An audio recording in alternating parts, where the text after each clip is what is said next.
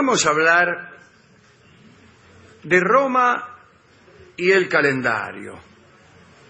Ustedes saben que la vida religiosa, la vida política, la vida civil de los romanos se regía por un calendario. El primer calendario era de origen etrusco, del cual hemos hablado aquí algunas veces. Y después fue modificado por Julio César y la cristiandad misma usó ese calendario hasta 1582. La tradición atribuye la invención de este calendario al rey Numa Pompilio, que fue el segundo rey de Roma, ¿no? Se dice de este rey que nació el mismo día en que Rómulo fundó la ciudad de Roma, que fue, como todos ustedes saben, el 21 de abril del año 753 a.C. ¿Cómo se sabe esto? Y bueno, se sabe porque en realidad lo que se sabe es que Cristo nació 753 años después de la fundación de Roma. Hay gente que tiene una idea errónea de lo que era el tiempo antes de Cristo. Algunos creen incluso que los años empezaban en diciembre, seguían en noviembre, en octubre, y que los meses empezaban el 30, y 29, 28, 27, y así se fue retrocediendo hasta el 1 de enero. Bueno, no era así, no era así. Tampoco es verdad que Cristo haya nacido exactamente en el año que se dice. Entonces se da la paradoja que después de haber hecho algunas indagaciones, parece, según los cálculos de Dionisio el Exiguo, que Cristo nació 6 años antes de sí mismo. Hay otras discusiones también, como si hubo año cero. Claro. ¿Qué quiere decir esto? Bueno, ¿qué vino? ¿Año 1 antes de Cristo? ¿Año 0, año 1 después de Cristo? ¿O directamente año 1 antes de Cristo, año 1 después de Cristo? El criterio más seguido es este segundo. O sea, no hubo año 0. Bueno, son discusiones. Este calendario del que hablábamos, ¿no? El invento del rey Numa Pompilio, recuerdo la lista de los reyes romanos, ¿no? Primero Rómulo, Numa Pompilio, Tarquino el Antiguo, Tarquino el Soberbio, Anco Marcio, Servio Tulio, Tulio Hostilio y Tisolero el Morocho. Esa lista la hicimos al griego Caracasi, que era un compañero nuestro que estudiaba Derecho. Cuando estudiábamos Derecho Romano, en el apunte le agregábamos a un rey, a los reyes de Roma, que era Tisolero el Morocho. Y el tipo se lo estudió y se lo aprendió. Él es abogado ahora. Sí, un importante y los vivos que le hacíamos el chiste, no. Bueno, según se dice, Numa Pompilio tenía poderes mágicos. Cierta vez llenó las mesas de un banquete con manjares y con vinos que nadie había traído. Tenía algunas divinidades menores que le revelaban secretos que los hombres no conocían. Por ejemplo, conjuros contra el rayo. Dioses amigos que le decían, mirá, para el rayo tal cosa, enganchá los dedos. Bueno, suponete. Y había escrito Numa libros sagrados llenos de estas revelaciones que fueron sepultados con él. Una mala idea. Sepultaron, parece, a Numa en un ataúd y a los libros en otro. Unos 400 años después de su muerte, 400 sería mejor, una lluvia, ya esto fue durante la República, ¿no? Exhumó los féretros, la lluvia, como suele ocurrir, y entonces abrieron los féretros y encontraron los libros, pero el rey Numa no estaba. El otro ataúd estaba vacío. Debe ser cuento, pero no importa. Y vaya a saber por qué se les ocurrió a los romanos de aquel entonces quemar, que esos libros había que quemarlos. Entonces primero lo enterraron y después los quemaron. A nadie se le ocurrió leerlos. ¿Qué cosa? Parece la feria del libro.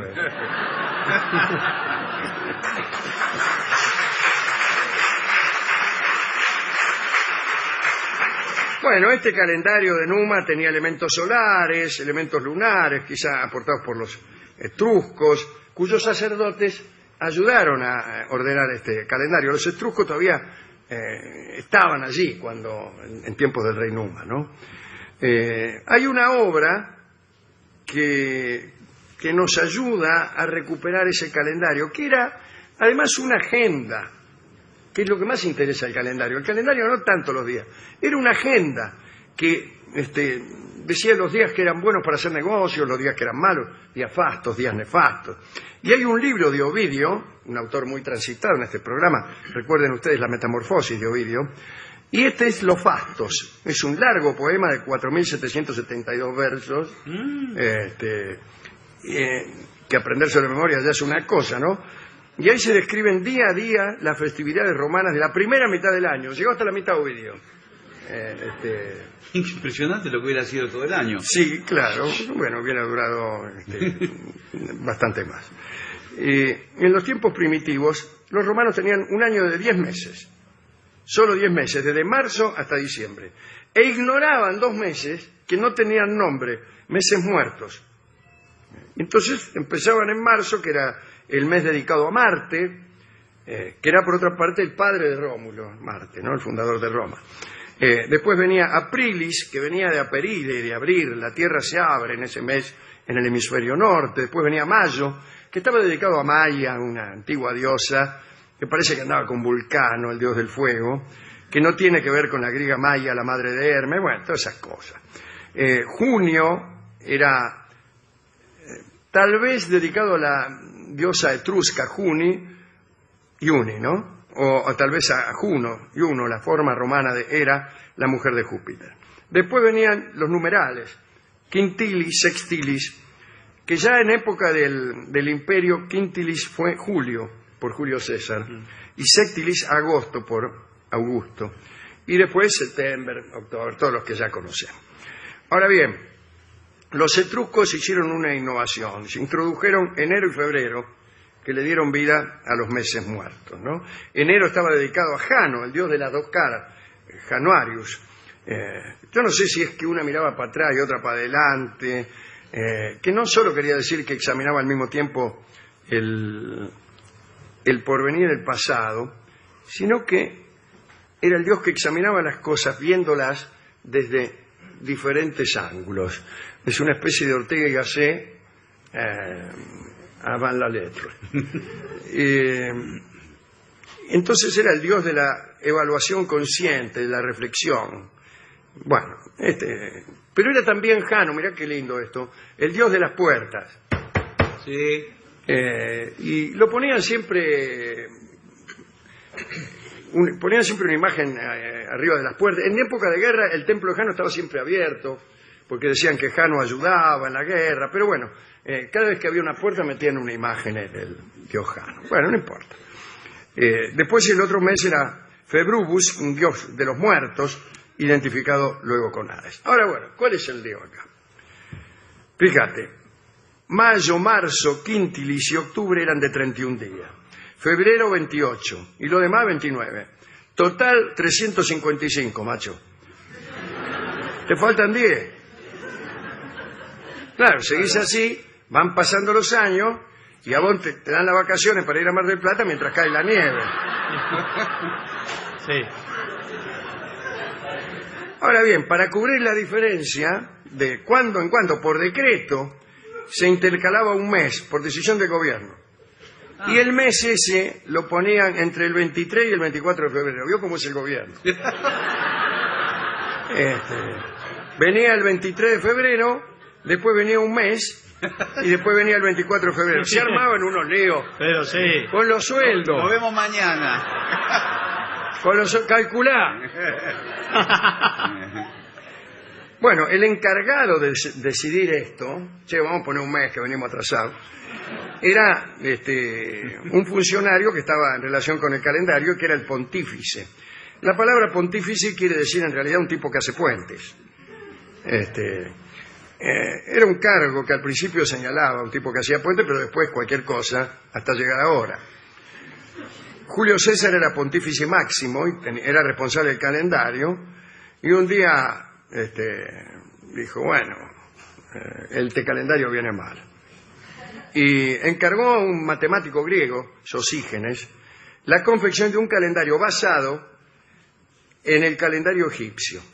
Y de allí nació el calendario juliano, que era mucho más preciso, y que se usó hasta 1582, cuando el Papa Gregorio XIII también vio que ya estaba bastante atrasado el calendario, y pasó en 1582 del 4 de octubre al 15.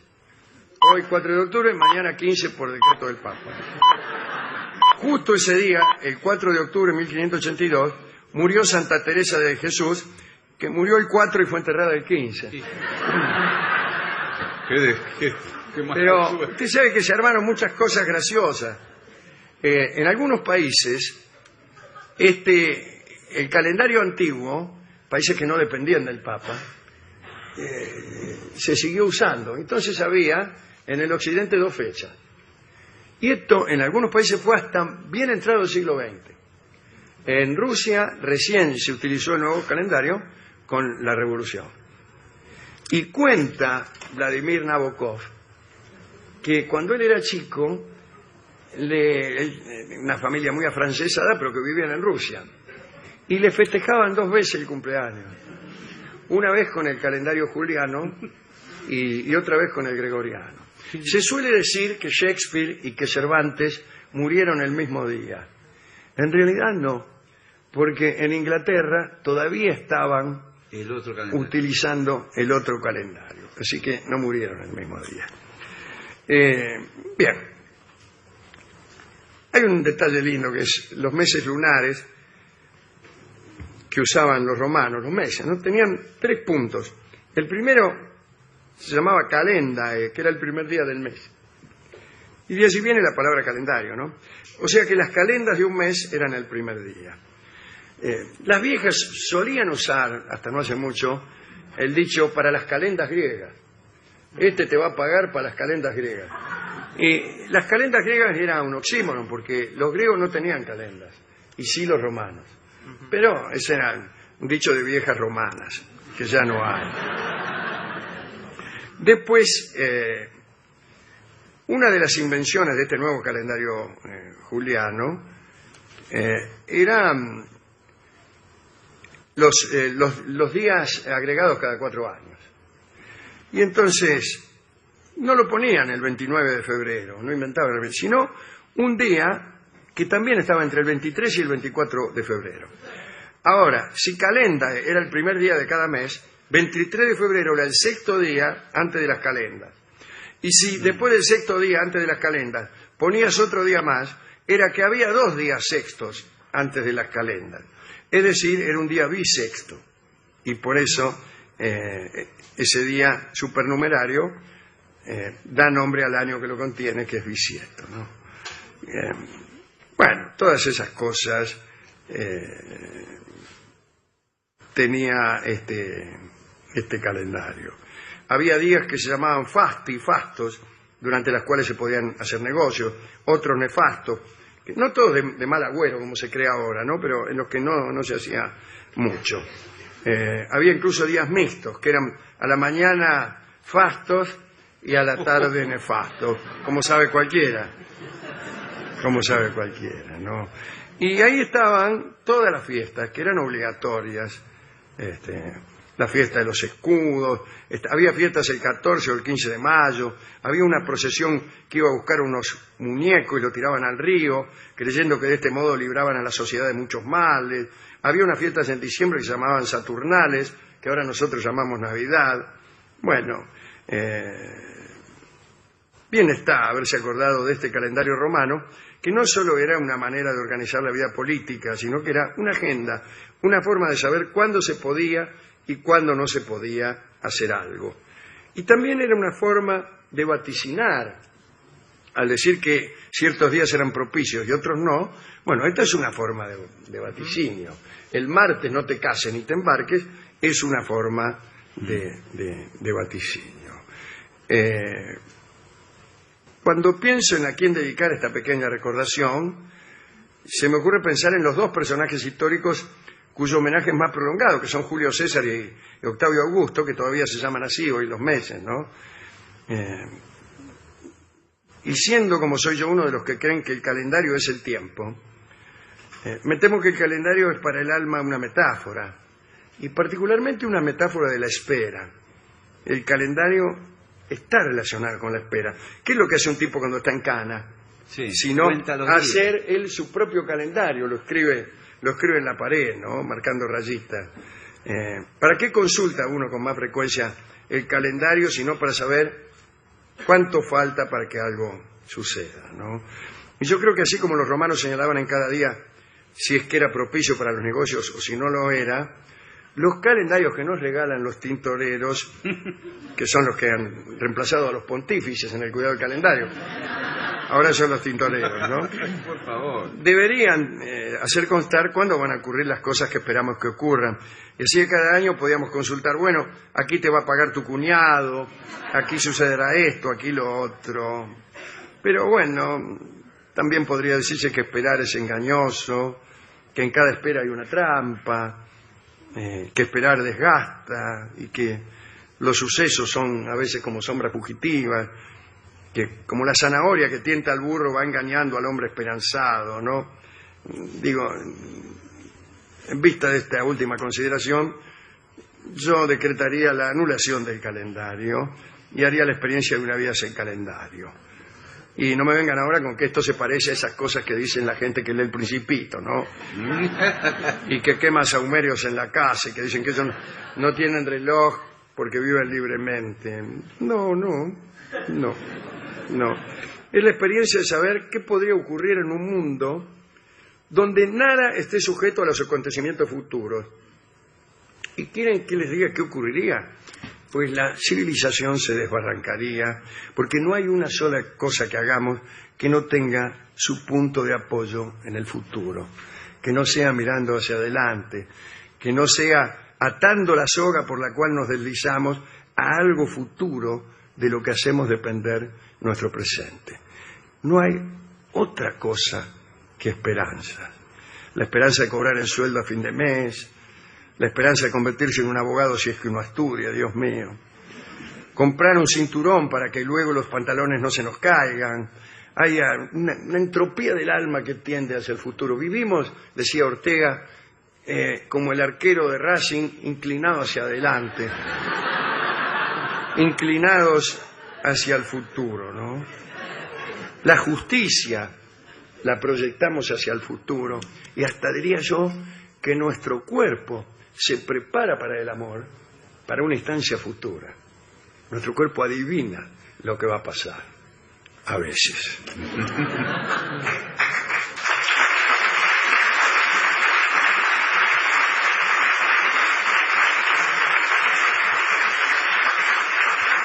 Entonces, la dedicatoria de hoy es hecha para los que esperan, y todos esperan. En un mundo en donde el tiempo va solamente en una dirección, no hay más que hacer que esperar. Hemos ido a la discoteca para que nos dieran un disco que tuviera algo que ver con el almanaque. Sacó el tipo y hizo así, tome. No hay. Dice, ¿cómo se llama esta samba? 7 de abril. Listo. Sí. Bueno, ¿Qué señor. tiene que ver? Es Va a un día. encontrar con mucha Es una fecha. samba que aparece en el almanaque. Me Bueno, mostró el por- 7 de abril. Aquí. Bueno, por favor. Vamos a escuchar entonces, dedicado a Julio César, el inventor del almanaque, esta samba, en la versión de Eduardo Falú, la 7 de abril.